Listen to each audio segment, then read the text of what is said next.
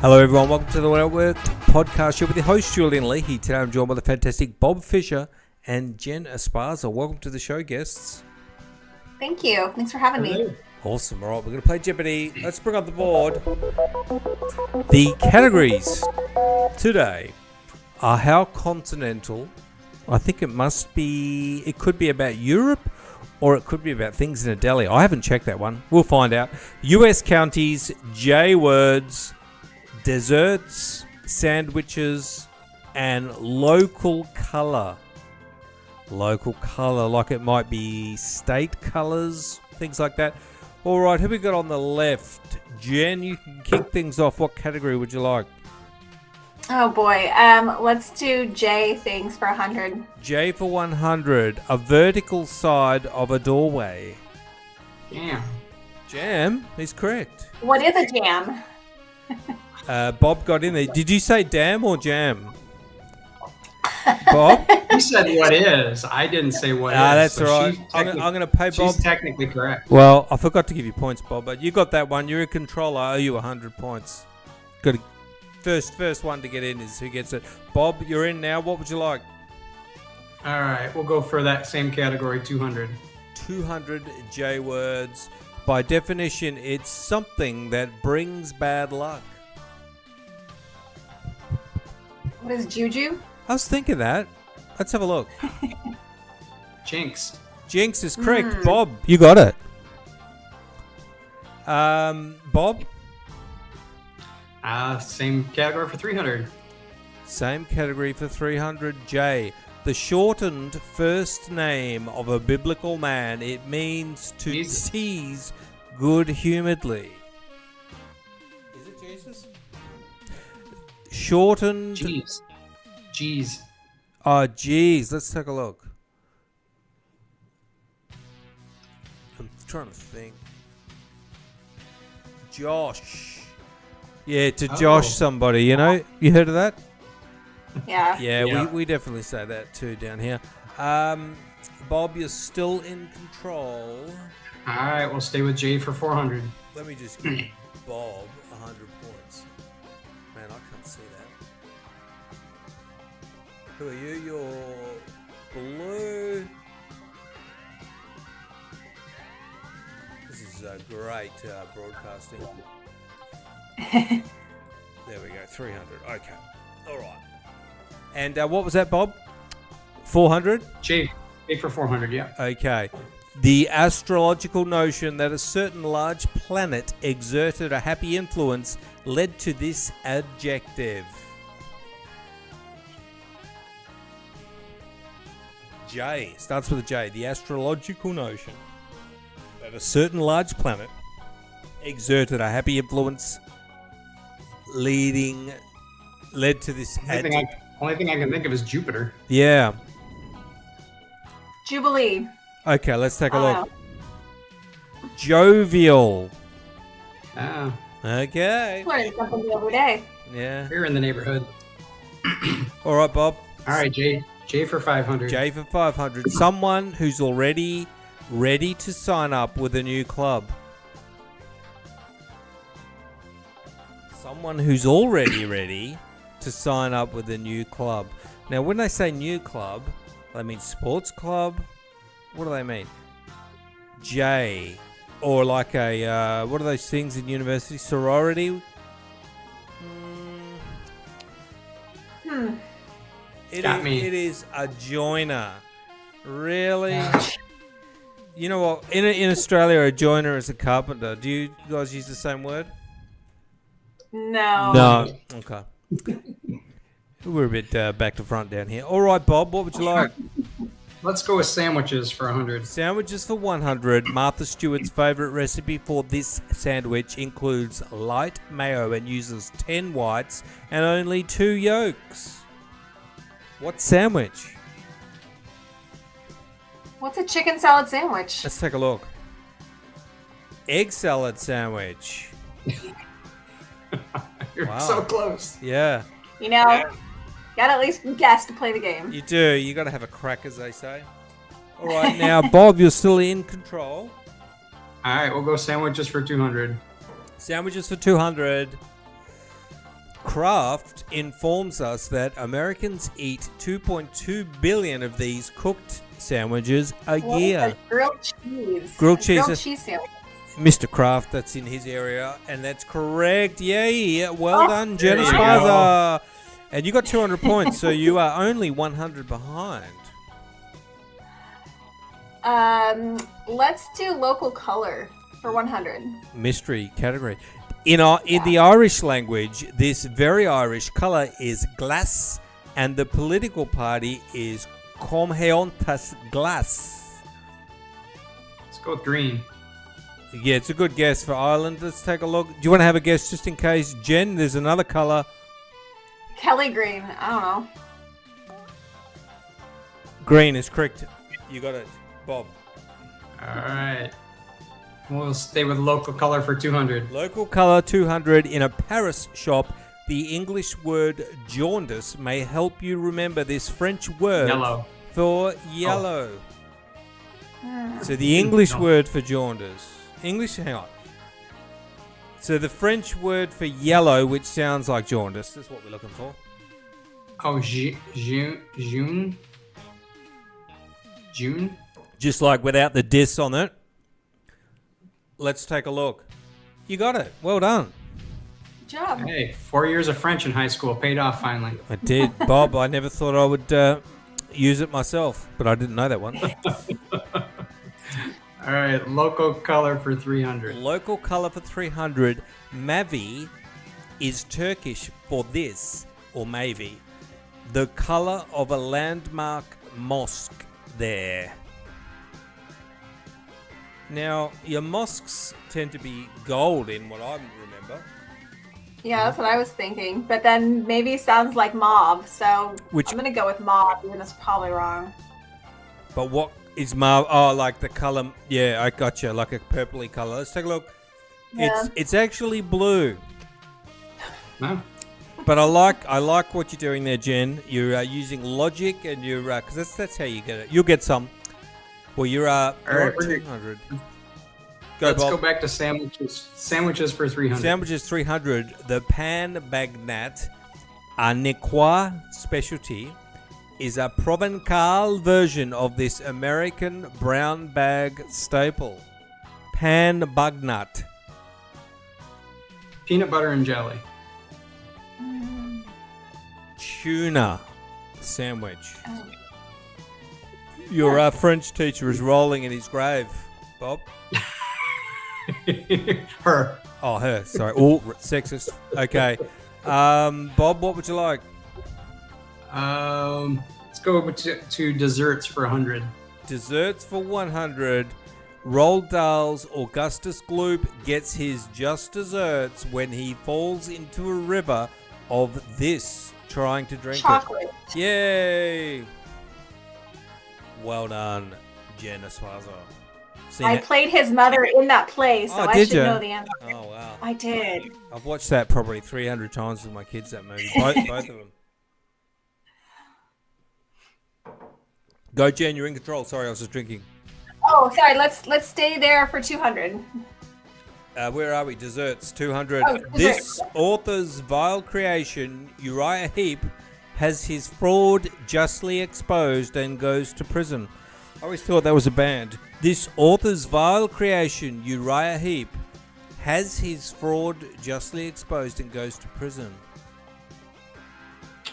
I don't know. Ah, you know what?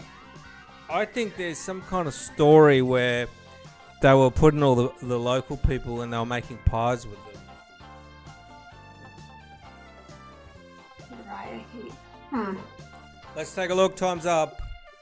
Desserts. Charles Dickens. Oh, sorry. It's not really a dessert. I don't see how this should be in desserts. Charles Dickens. Yeah, I was starting to feel like that was not in the right category. Yeah. Okay, well let's see how. Oh, he got his just desserts. They're flipping the. Yeah, I don't like that. Trebek. All right. Where are we? Who's next? Whoever was in control. I think it was me. Jen. Let's stay with desserts for 300. Okay, hopefully we're back onto a real dessert. At the end, this character's wild, degenerate life is seen in his loathsome corpse. Nice picture, though. These do not sound like dessert categories. At the end, this category is wild, and it's spelled with a W-I-L-D-E. Degenerate life is seen in his loathsome corpse. Nice picture, though. No idea. Nope, no idea. I'm guessing it has something to do with Oscar Wilde, but I don't know. That's the only one I know. Oscar Wilde. It's Dorian Gray. Do we know that person? And why are they in? Heard it. Why are they in desserts? All right. Let's do the next one. So these are all novels. Okay. So somehow, when ChatGPT was organising my questions, it's gone a bit haywire. This novel's villain, de Villefort, finds his wife and son dead, and Edmund Dance gloating. All right, I'm getting rid of this one. Thank you. Yeah. All right, get rid of that whole category. That whole category's wrong. All right, what do we got left? How continental, U.S. counties, sandwiches, and local color. Do how continental for 100. Let's see what this is. July temperatures on this continent, so it's all continents, range from about -94 to a balmy high of around -40. So cold. Antarctica. Ah, smart. Let's take a look. It's correct. Well done, Bob. All right, let's stay there for 200. How continental? 200. This continent covers about 5% of the Earth's land area. Deserts cover about 1/3 of the continent. Australia. Must be. Is correct. Well done, Bob. All right, how continents for 300? 300. For how This continent has the longest freshwater lake, 420 miles, in the world. Longest freshwater lake. North America. It's got to be. What do they call the Great Lakes area? Let's take a look. It's actually Africa. They got a big lake in Africa. I'm sure they do as well. All right. Bob, should we keep going? Sure. 400, both the highest and lowest places on Earth are on this continent. Well, it's got to be Asia. Yeah, it's got to be where the Himalayas are. Let's take a look. Yep. Asia is correct. Well done. He's killing it. Finish it out. 500. A waterfall on this continent has the longest drop in the world, 3,212 feet.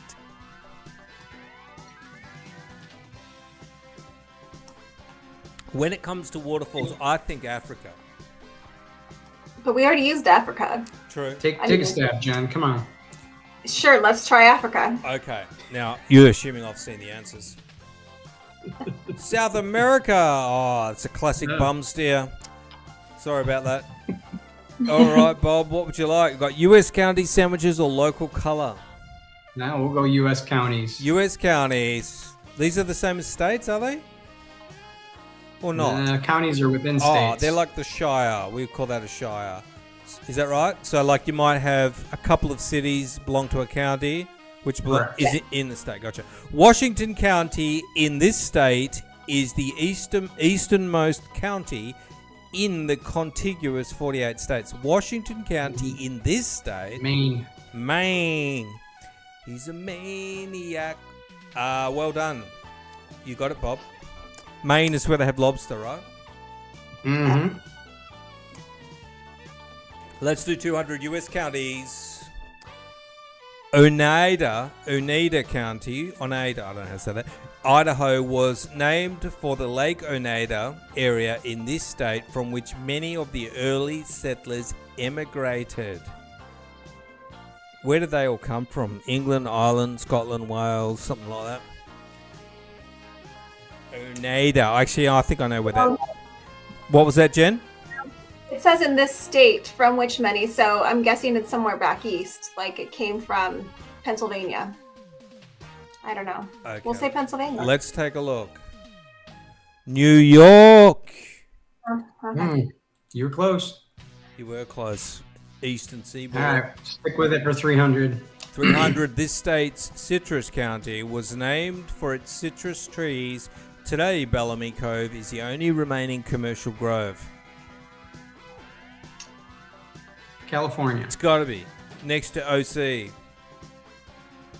Oh, Florida. Florida. I suppose. I had a 50-50 shot. Yeah, they got a few fruits down there as well. I mean, actual citrus fruits. All right, let's do 400. The two most populous Pennsylvania counties are Philadelphia and this one that shares its name with a Pittsburgh River. Allegheny. Allegheny, Bob, you should go on Jeopardy. For real. Doing very well. Bob, should we finish off U.S. counties? Sure, finish it off. All right. New Mexico's last created county. It doesn't have 7 cities, just 2. The county seat of Grants and the village of Milan. New Mexico's last county. Only 2 cities. Pretty hard. It's a $500 question. I don't know any counties in New Mexico. Do you? I've never been to New Mexico, no. Say Albuquerque, just because that's the only city I know. Maybe it's the same. Albuquerque's in New Mexico. All right, let's take a look. It is Cibola. Does that ring a bell? Never heard of it? Nah. Okay. No. Well, let's wrap things up there. Have a round of applause for our guests. Jen on 300 and Bob on 1800. Bob got onto a roll there. And I don't think anybody would have been able to keep up with Bob. Well done, Bob. Thank you. All right, Jen, tell us a little bit about what you're up to, Jen, and what you've been doing. You've got a marketing agency. When did you found that? So I started my marketing agency back in 2020. The company I was working for went out of business. And so like a lot of people found themselves trying to figure out what was next. And at the time, it just seemed easier to go out on my own. So that's when I started my own agency. In 2020, you were forced to from COVID because they went bust. Is that right? And what did you do differently in a post-COVID apocalyptic landscape? What I do differently? It was actually a little challenging trying to figure out, the networking and the how to actually go and get clients and things like that during a weird time. But it made for some really cool connections and a lot of like just personal referrals is where a lot of my business came from, of people who knew others who needed help. Yeah, it was strange. It was kind of like it was a crisis, but it was also a opportunity. And how did you sort of beat the drum and find these people? So we have a really great Chamber of Commerce here, and so with a lot of the businesses that all gather and get together, and from that I was able to. That's really where most of my clients came from in the beginning. But then shortly after I started my agency, I wrote a marketing book, Marketing Basics for Your Small Business, in hopes to be able to get that out to the masses, because I'm only one person and can only help so many people. So that was my way of being able to try to help more small business owners. If you could pick one sort of marketing modality for small business, which is the most effective, best bang for your buck, what would it be? It really depends on what it is like their business is and where their clientele comes from. I mean, almost everybody uses social media, so that's a pretty easy place to find people, but it's also a very crowded space. So if you're not doing it well and you're not doing it consistently, then sometimes you're just wasting your time. I actually love email marketing, because you know that email is ending up into somebody's inbox, and that as long as they actually open it, they'll see it. So I'm glad you said that. If you have a good reputation, you have a likely way of reaching them that way. That's what I wanted you to talk about. So tell us about email marketing. How do you do it? How should people be doing it? Do you do cold email outreach? No, No, that's not like with the clients that I have, that's not something that we do. We really work on building that email list of warm leads, so to speak. So depending on their industry, sometimes you can build that list by offering like a free download or get this discount by signing up for our newsletter, things like that, so that we can get their email so that they're somewhat of a warm lead. But yeah, we don't do cold leads. Interesting. Okay. And your book, when did the book come out? So my first book came out in 2022, and then I just released a similar book, but it's Marketing Basics for Nonprofits. So while a nonprofit is kind of a small business, there's just a lot of more challenges that they have when it comes to how they're funded and how they're staffed. And so I wrote one that's more specific to that. Is there a reason, do you specialize a lot in nonprofits? Do you deal with them a lot? Yeah, so both, I would say it's almost 50-50. My clientele is nonprofits or a small business. And what sort of things do they do wrong? We don't have enough time. No, I'm kidding. A lot of it is just a huge part's consistency. So like say that they're trying to do a big campaign or they're going to have an event, like they put it out there 2 days in advance and then they wonder why nobody gave them money or nobody showed up. Like they don't do a lot of planning because there's working on a small staff and a small budget and not much time. So they don't do a good job of planning to actually like get the results that they're hoping for. Do you know what I blame? The movie Field of Dreams.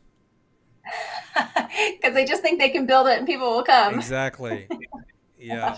And you build it and they won't come. You've got to do a lot of other stuff, don't you?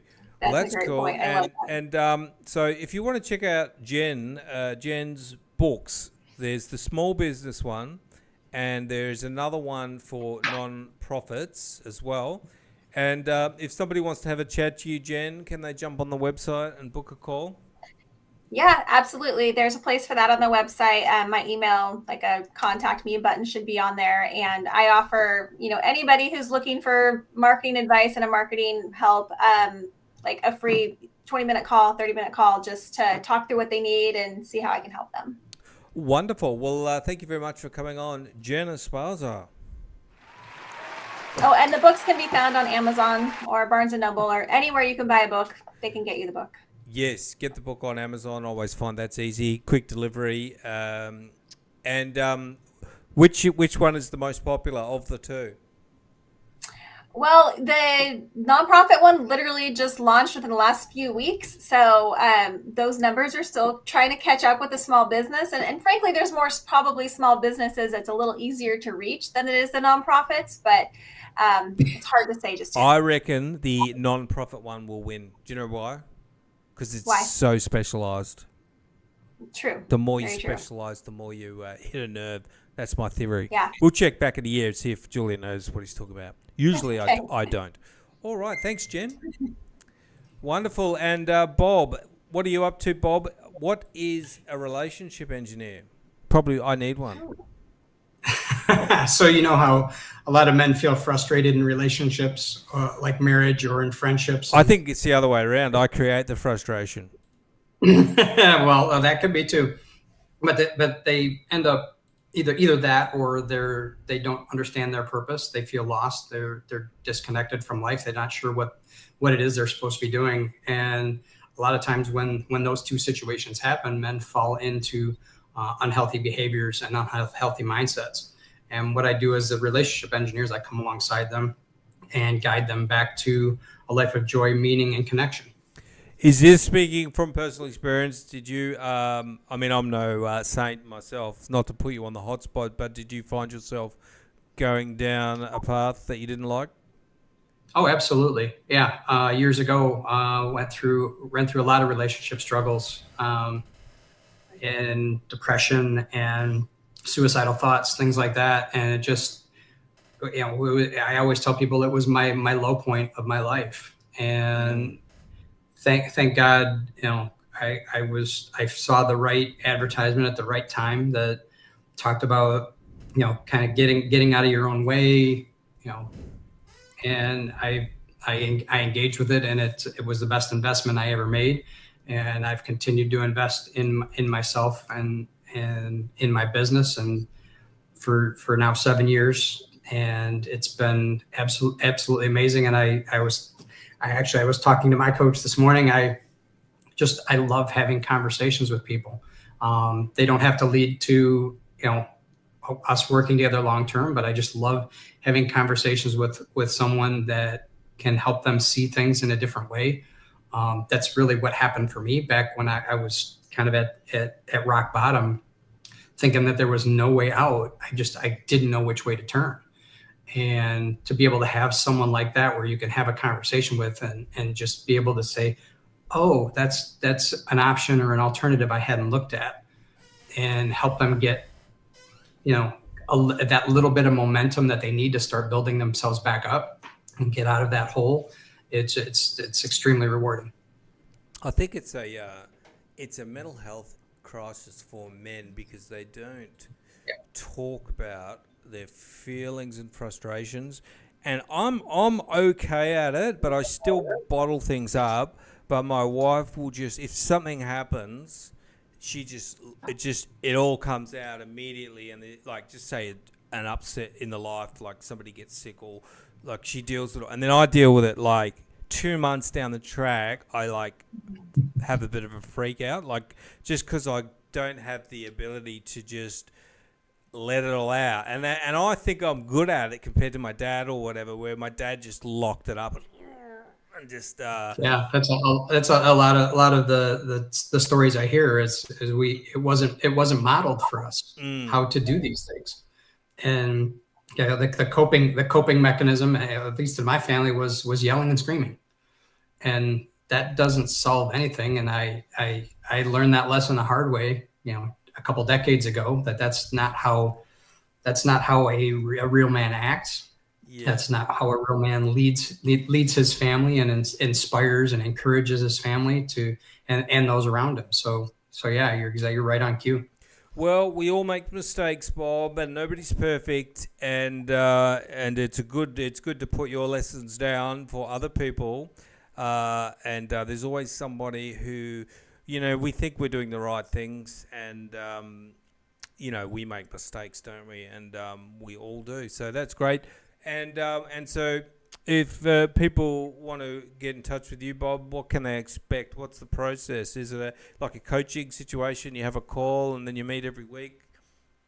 Yep. Yeah. There's an initial consultation. Obviously, we sort out what's going on, where you are, what you're experiencing today, and then what you want to be. And then we work on a roadmap to re-engineer your life basically in between those 2 points to get you from where you are to where you want to be. Yeah, definitely. And if you are one of these men out there that you just don't have the skills to process what you need to process, which is a lot of men, speak to somebody like Bob, or just speak to somebody in general. And even things like therapy and stuff. Jen, what do you reckon? Do men need to start doing that more? Oh my gosh, yes. And I love that you offer this, and it's so nice to actually see it talked about. Like, way to put it out there, because everyone, so many men are probably looking at that going, oh yeah, that's me. But no man kind of wants to think of that idea, that thought on his own. So that's awesome. Yeah. What's your business called? It's men becoming better men. Oh, cool. Okay. Yeah, some people will turn their nose up at that because it's kind of men thing, but I think that you need to have it that way because, men are not going to join something that is not targeted to them, and also you see a lot of ladies have their own groups for business and stuff because they need that because they're not often let in, to the normal world of business in some ways. I agree. So I think it's fine, but I know that some people won't like that because of all the Andrew Tates in the world. But this is nothing like that. This is about men helping men, and I think it's great. Thanks for coming on and sharing that, Bob, and also thanks, Jen Esparza. Yeah, thank you. It's round of applause for our wonderful guests. I'm going to wrap things up. See you next time, and have a great day.